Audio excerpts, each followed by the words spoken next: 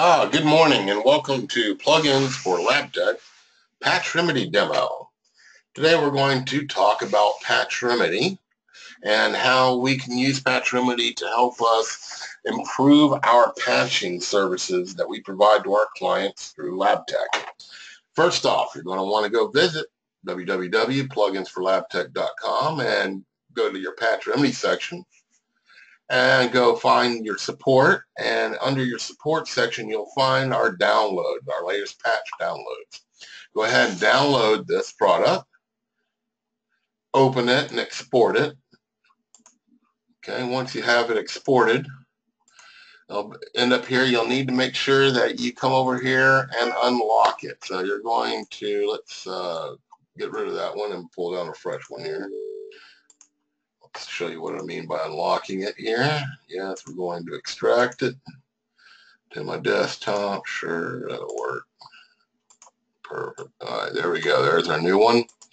Right mouse click, go to properties. Property window pops up, and you'll notice here that it's locked. This is quite typical of downloading DLLs from the internet. They'll come in as unsecure and will be blocked so that local applications can't use them and possibly be infected. So you need to come in and say, I know this is a good one, so you unblock it and apply. Once that's done, you can now use your plugin manager, which is here under the help menu. Go select manage, add plugins, and go find your Patch Remedy DLL that you just unlocked. This one here is telling me it's already there because, yes, we've already installed it here. We've been playing with it for a little while to give you a little bit of data in this representation and demo. So in this particular one, it's already saying it's there, so we're not going to update it. But once it was installed, you would need to right mouse click it because there'd be a big red circle on it right here. Make sure that you enable it. Once it's enabled, then you come up here and reload your database agent plugin. Once you do that, you'll see down here that it starts the reload process. Once that reload is complete and it says it's reloaded your DB agent, then go ahead and close down everything, including your LT console, and relaunch your console. This will reload the newly installed plugin, making sure that you have that plugin now available in your console. You'll see here loading plugins. There it goes, loading the plugin. So now you're getting the new Patch Remedy plugin installed into your console, and you'll find that now available under the View menu, Patch Remedy. Select that. Now here in our Patch Remedy, we have a little bit of data installed on our system. So you're going to see that we already come up with data right off the bat. Typically on a first install like this, you will not see data here. Just because scans have not run. We'll talk about scans and so forth.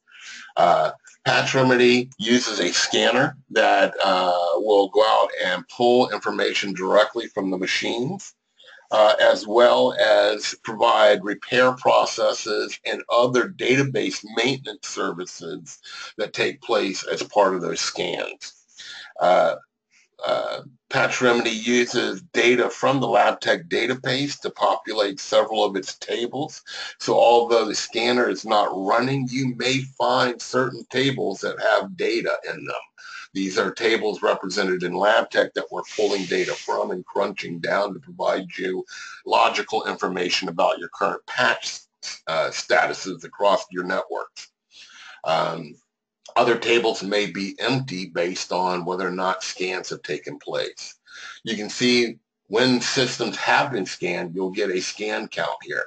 So it lets you know how many online, keep in mind online, Windows systems that you've configured to scan have been scanned.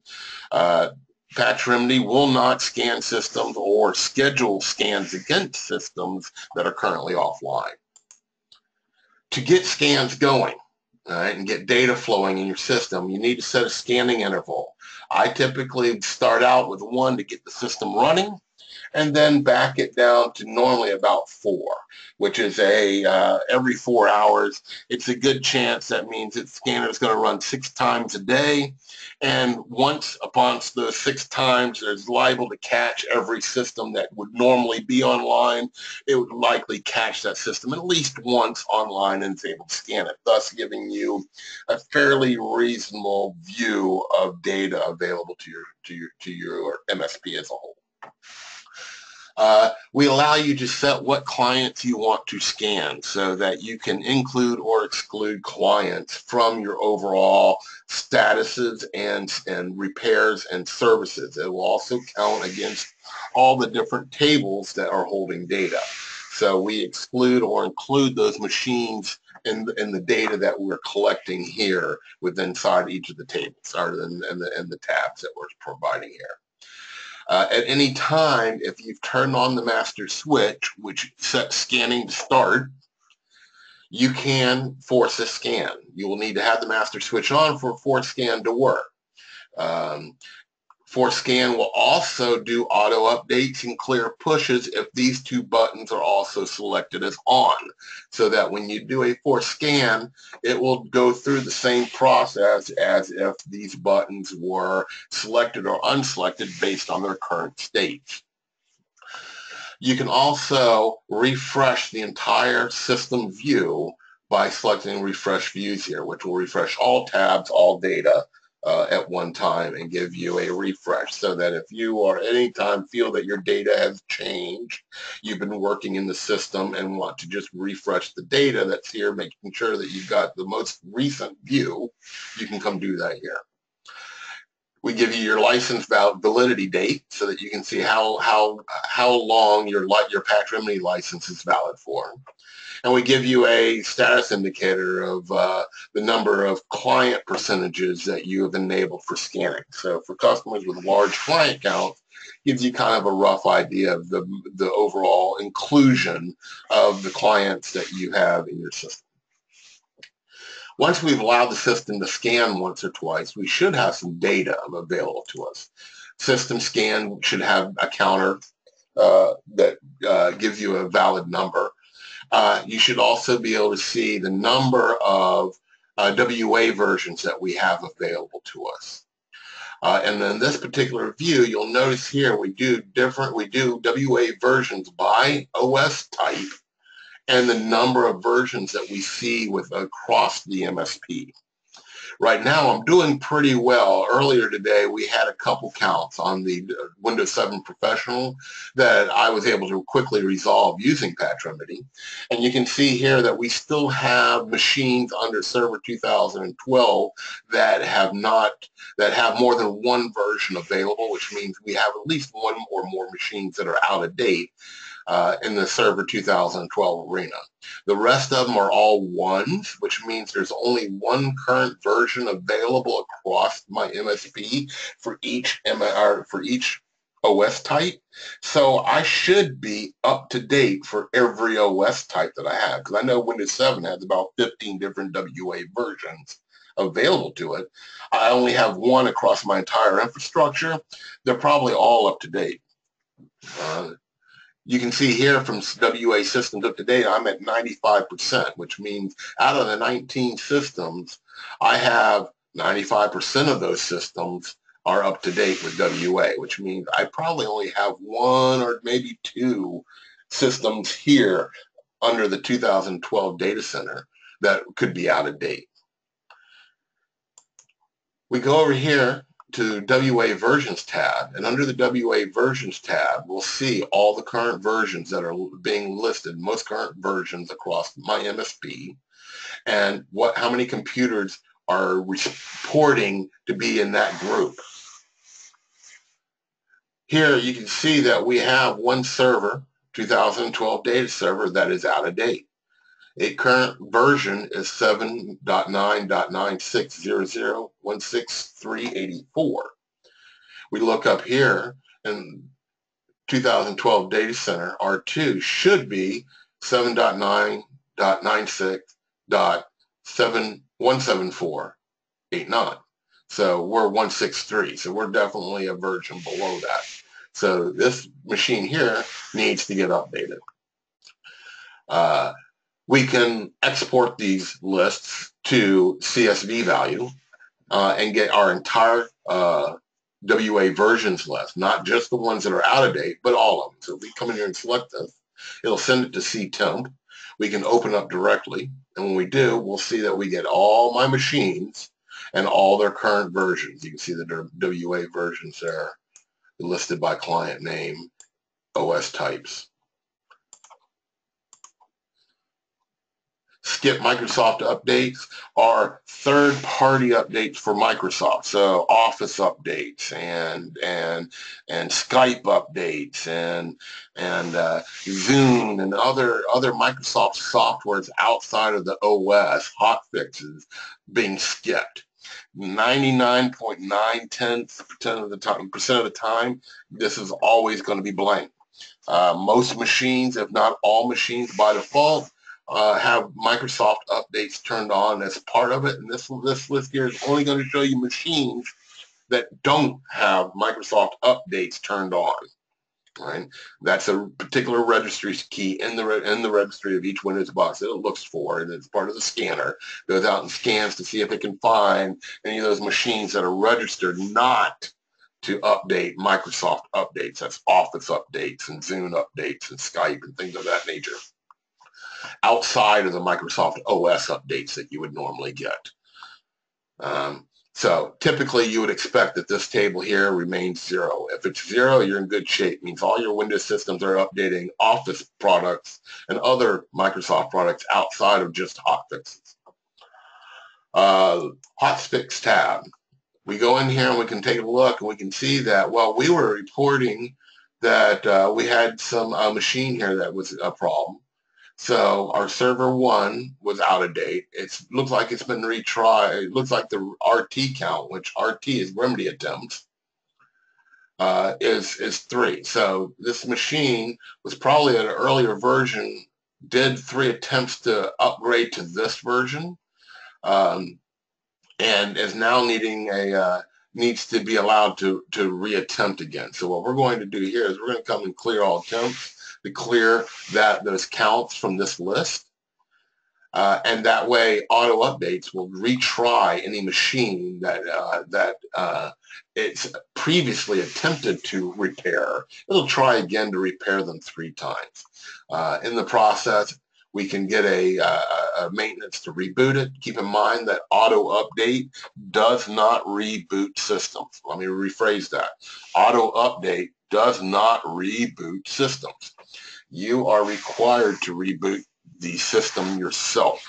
Auto update will attempt to run and repair the WA or upgrade the WA, and as such, it could happen anytime based on the intervals that you set. That means that users could, based on the number of machines that you have, could have an interaction with WA where WA would cause a reboot of the system while the user was using it. Not a very good plan, so to prevent that, we do not allow reboots during auto updates. So an auto update takes place, you're going to have to manually reboot it yourself. Now, also under the Hotfix tab, we have HF and UP, which stands for Hotfix issues and update check failures. These 2 columns, these counts represent issues that we're reading through the LabTech database relative to commands sent and errors returned for hotfix issues and or update check failures that had taken place, where an update check sent out to a Windows machine has failed. Typically, these are not counting, have low counts, if any at all. So treat them accordingly. Systems that have error during installation of patches. These are systems that are reporting errors and the number of errors they've reported. We're not currently seeing any here because with my few systems that I have, none of them are currently reporting any issues. We're actually doing quite well. As you can see here, we only have 1 machine out of date. So all my WA is cranking away really well. We've got Some systems missing some critical patches, but that's not unheard of since these machines here have just recently been brought online. So these numbers here would be kind of expected. In my situation, you can treat these numbers accordingly. Move over to critical patch issues. When we get into critical patch issues, we're looking at systems that have not patched in at least 30 days. This would show you signs of a system that is plugged up and can't seem to get past a failure point that it's dealing with, or a system that is repeatedly offline during maintenance cycles and patch cycles. Critical patches. Here's where we're listing systems that have critical patches and how many critical patches they are that are missing. So we can see here that we have 11 systems. Some of these systems have a fairly high patch count missing for critical patches, and we should get in there and start looking at these, because these are some serious issues with PCs that are missing critical patches. Move over to patch success. Patch success gives us the number of systems patched in the last 24 hours that are completed all their patching. Since it's a Tuesday, we haven't had any actual percent patching going on. So we're going to see that these numbers here are also zeros. Our last window here is patch percentages. This gives us a list of all our machines and where LabTech sees their current patching levels at. We go in and we take a look at all the installed patches that we've seen against all the missing patches that LabTech is reporting, and compare those against the machine to give you a total patch percentage, so that you can see kind of where you stand day in and day out with each machine and its current levels. Again, this window here is also exportable to Excel. There we go. And you can see here you get the same numbers as you get there in the window for all machines across your network and your MSP.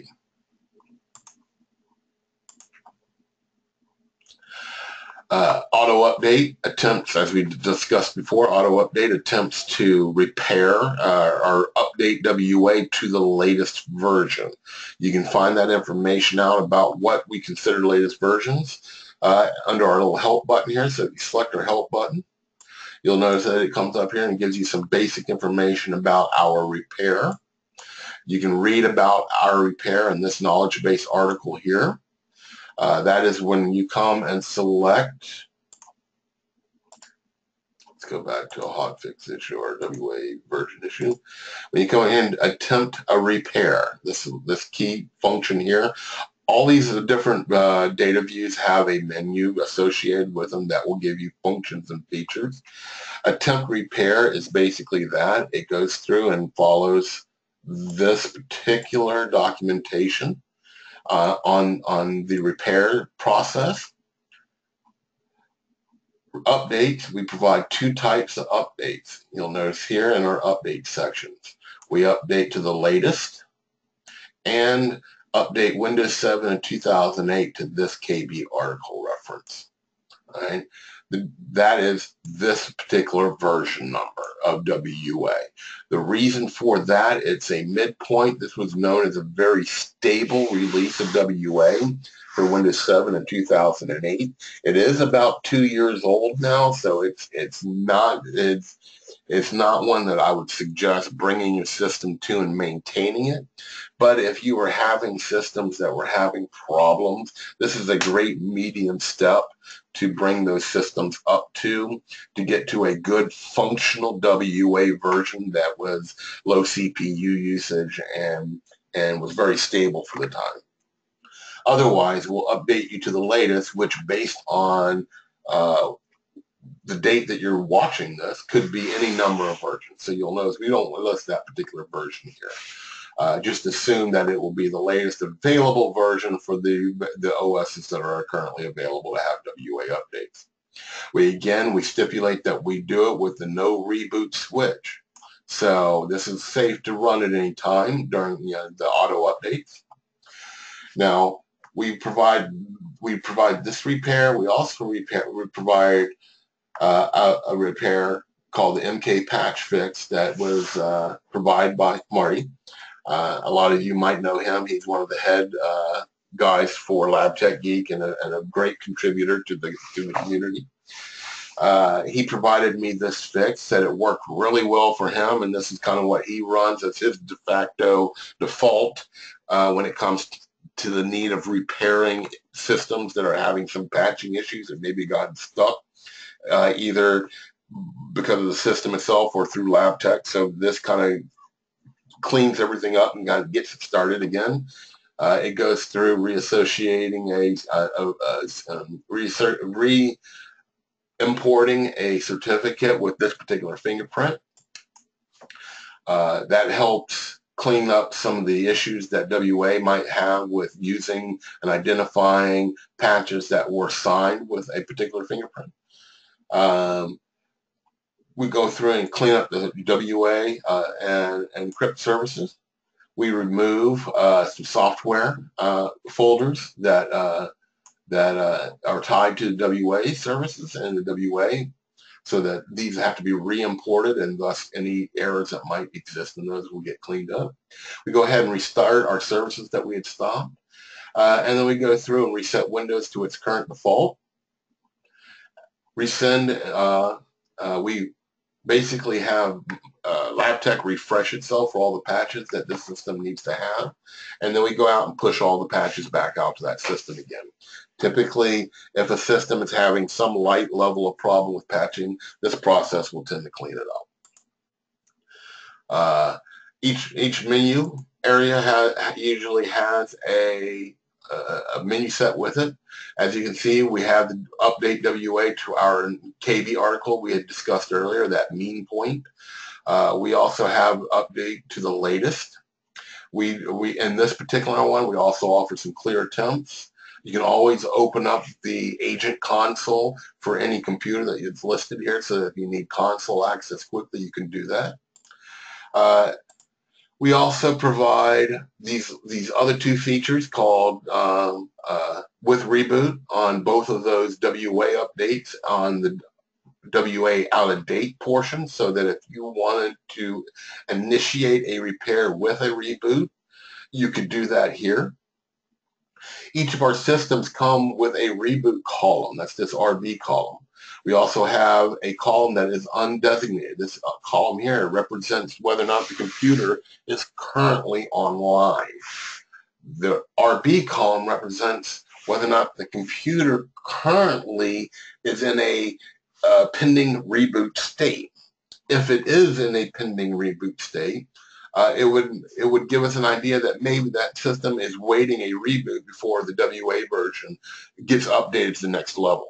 Because once a update happens through auto update, a manual reboot would be required. If that reboot does not happen, that system will continue to report its old WA version until that does happen. So by rebooting that system, it gives it a chance to come back in, get rescanned, and re-report its current WA version that's different, and move itself out of this list.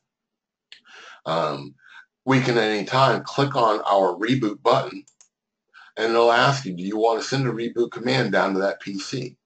If we choose to reboot that PC, yes, it will come back and confirm, are you sure you want to reboot? This gives us a chance to, one, provide you some information on the current logged in state of that machine and idle time. That allows you to determine whether or not that machine is currently actively in use, and if it is, maybe vacate the idea of rebooting it. And in this case, you'll see not logged in, and we have a 0 idle time.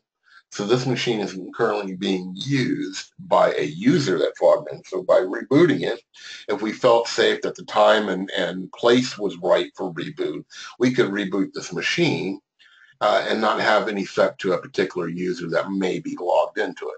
Now this is a server, so that doesn't necessarily say that somebody else is not remotely using it for file sharing or business line, a lot of business apps or something of that nature. So keep that in mind as well. But if this was a typical workstation, this would be a sign that no one's currently using it. It may be safe to reboot.